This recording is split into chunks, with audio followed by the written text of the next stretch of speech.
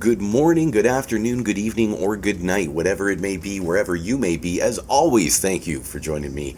Wow, it's been a while since I've said that, and a while I should say, since I've done a video in this type of format, but I hope you'll stay with me, and I hope you enjoy what we're about to discuss, which is a topic I've already brought up on this channel. Part of me kind of feels like we're kicking a dead horse, but I was just in a group recently, it got brought up, and I had the pleasure of speaking to a member of NHS, which is the UK National Health System. This person wanted to remain anonymous, and we will respect their wishes.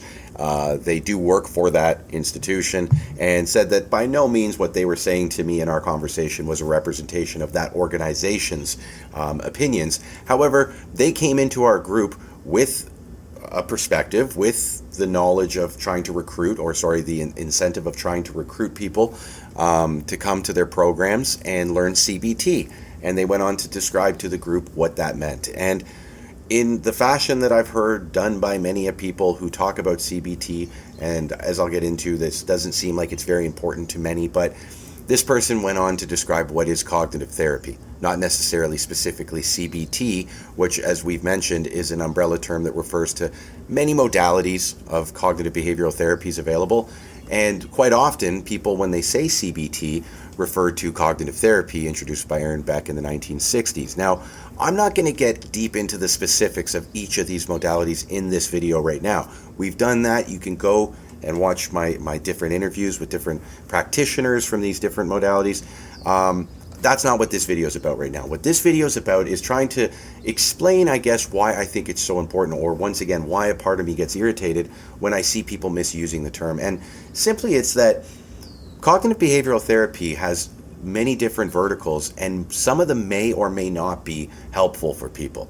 So as cognitive therapy specifically, if we call cognitive behavioral therapy specifically Beck's version, Aaron Beck's version of cognitive therapy, and we take that approach with a person who doesn't deal well with us challenging their thoughts or their feelings, which, if anyone's familiar with that triangle we see of thoughts, feelings, behaviors, that comes from a Beck's theory. It can also be applied to other modalities. However, specifically, when we challenge the thought, or we think of the term stinky thinking, or let's try and change that thought, that is a very cognitive therapy approach. Now, for people like myself, I guess, that are sensitive people that have not gotten much emotional validation or appreciation for their own thoughts most of their life, when you do that in a therapeutic approach, there's a lot of resistance, there's a lot of pushback. I speak from my own personal experience, as well as a lot of clinical studies that have been done that have introduced other types of CBT into the equation. The reason why we have things like DBT or schema therapy or ACT or REBT, which REBT, really, when you ask people, like, well, where did CBT begin? A lot of people, once again, go to Aaron Beck, when in actuality, it began in the 50s with REBT, which is Dr. Albert Ellis. And once again, another thing we're not going to get into in this specific video, but if you want to hear more about that, go down below. Specifically, watch my video with Dr. Walter, the REBT doctor, where we get deep into that conversation about understanding where the terms, I guess, got a little mixed up, and where CBT got recognized as a Beck thing rather than an Ellis thing. But once again, not for this video today.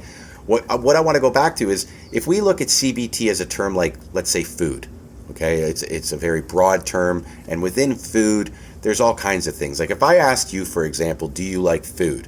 Most people would say yes. I would hope most people out there would agree that they have an enjoyment of food. Whether they enjoy it more or less, that's up to each individual. Whether you like sugar, salt, once again, up to each individual. But that's, once again, what I'm getting at here, is that you need to comment. Maybe you like salty stuff more than sugary stuff, or vice versa. Maybe you like to know what your nutrients, what vitamins are in your food, or maybe you don't give a shit.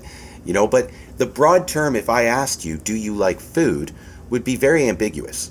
And that's kind of what happens with CBT, is that you can't know if you like CBT unless you understand all the things that are within it.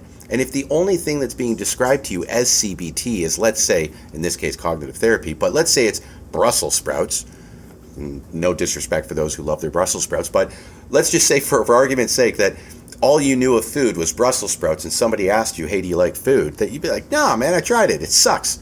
And that's what I think could be happening with CBT, and why I think it's so important that people understand all these different verticals, because therapists may understand these things. And that's when I spoke to this person. Let me say that for a second. When I spoke to this person from the NHS, they said, listen, you're totally right. Like, I do understand what you're describing.